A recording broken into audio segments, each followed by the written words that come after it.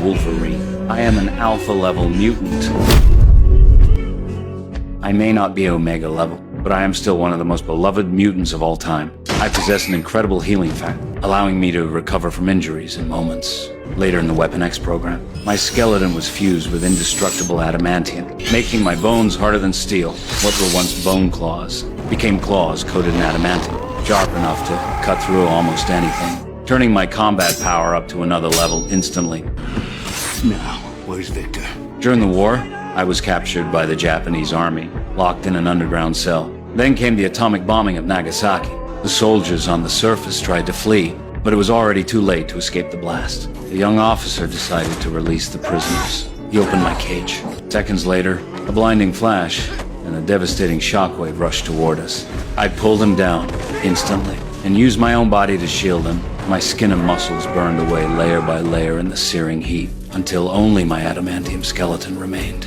But my healing factor raged into overdrive. New flesh kept growing back over the scorched remains. I absorbed most of the heat and radiation for that soldier, and soon after, I had completely recovered. Monster. No pain? You have no... Oh yeah, pain. Plenty of pain. Later, mutants were seen as a global threat. The government began developing a so-called cure to suppress mutant powers. Magneto led an uprising of mutants and resistance. In the end, Jean Grey was consumed by the Phoenix Force, unleashing destructive power on a godlike scale, reducing everything around her to dust. I'm the only one who can stop her. Get everyone to safety. Go! I knew if this continued, there would be no stopping her. So I forced myself to walk toward her step by step. Each time I moved closer, my body was torn apart again and again. But my healing factor restored me in an instant. And when I finally reached Jean... You would die for them. No, not for them. For you. I love you. I had no choice but to end her life with my own hands.